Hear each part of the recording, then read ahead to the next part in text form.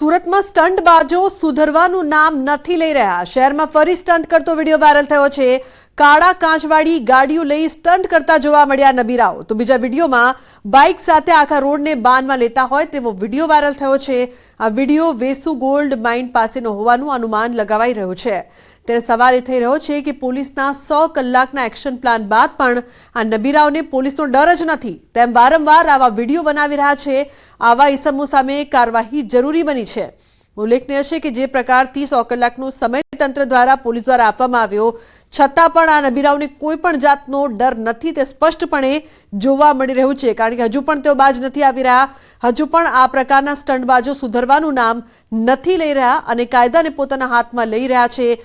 કીર્તેશ જોડાયા છે વધુ માહિતી આપવા માટે। કીર્તેશ, 100 કલાકનો સમય તો આપવામાં આવ્યો પરંતુ આ નબીરાઓ છે તે હજુ પણ પોતાની હરકતથી સુધરવાનું નામ નથી લેતા। શું કહેશો? બિલકુલ, સુરતમાં યુવાનોને સ્ટંટ વિડીયો બનાવવાનું એક પહેલું લાગ્યું હોય તેવું એક પછી એક ઘટના સામે આવી રહી છે। ખાસ કરીને યુવાનો છે તે કાળા કાચની ગાડીમાં સ્ટંટ કરતા હોય એવો એક વિડીયો સુરતના વેસુ વિસ્તારનો વાયરલ થવા પામ્યો છે। વેસુના ગોલ્ડન માઇન પાસેનો વિડીયો છે જ્યાં કેટલાક યુવકોનું એક ગ્રુપ છે તે ગાડીઓમાં સ્ટંટ કરતું હોય છે, જ્યારે બીજા વિડીયોમાં તમામ યુવકો મોટરસાયકલ પર રોડ ઉપર સ્ટંટ કરી રીલ બનાવતા હોય તેવું દેખાઈ રહ્યું છે। ખાસ કરીને સુરત પોલીસ દ્વારા આવા નબીરાઓ સામે કડક કાર્યવાહી કરવામાં આવી રહી છે, પણ કાર્યવાહી વચ્ચે પણ યુવકો જે રીતે સ્ટંટ કરી રહ્યા છે ચોક્કસ સમાજ કઈ દિશામાં જઈ રહ્યો છે તે સમજવું હાલ મુશ્કેલ છે। પણ ચોક્કસપણે સુરત પોલીસ આવા યુવકોને પાઠ બનાવી રહી છે, તે છતાં પણ આ જ પ્રકારના વિડીયો સતત સોશિયલ મીડિયામાં વાયરલ થઈ રહ્યા છે। ત્યારે બીજી બાજુ કેટલાક અસામાજિક તત્વો છે તે આ પ્રકારની રીલ બનાવી બજારમાં એક ભાવ ઉભો કરવાનો પ્રયાસ કરે છે અને ભૂતકાળ એટલે કે 1 કે 2 વર્ષ પહેલા બનેલા વિડીયો પણ ફરીને અમુક ચોક્કસ તત્વો દ્વારા વાયરલ કરવામાં આવે છે, જેને લઈને પોતાની અંગત દુશ્મનાવટ કાઢવાનો પ્રયાસ પણ સુરતમાં જોવા મળી રહ્યો છે। જો કે પોલીસ વિડીયો આવતાની સાથે જ કાર્યવાહી કરે છે, પણ યુવાનો જે રીતે વિડીયો બનાવી રહ્યા છે ચોક્કસ સમાજને નુકસાનકારક હોય તે પ્રકારનું દ્રશ્ય દેખાઈ રહ્યા છે। બિલકુલ કીર્તેશ, આભાર આ સમગ્ર માહિતી બદલ।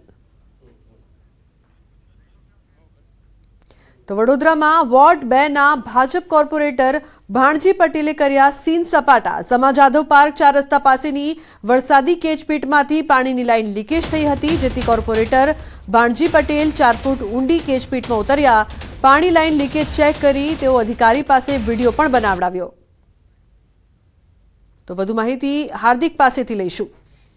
હાર્દિક, આ સમગ્ર ઘટના સામે આવ્યા બાદ શું વધુ અપડેટ, જે પ્રકારના સીન સપાટાના દ્રશ્યો સામે આવ્યા?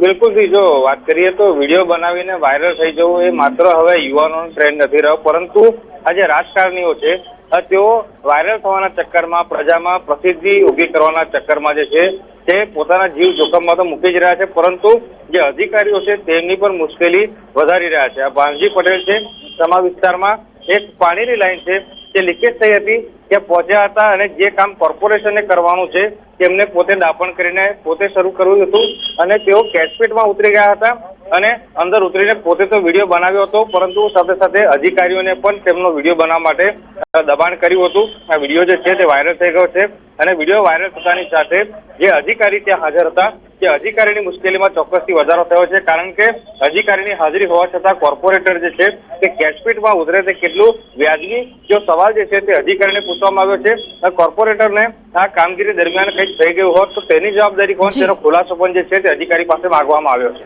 બિલકુલ હાર્દિક, આભાર આ સમગ્ર માહિતી બદલ। તો અધિકારી પર દબાણ કરવામાં આવ્યો ફક્ત વિડીયો બનાવવા માટે।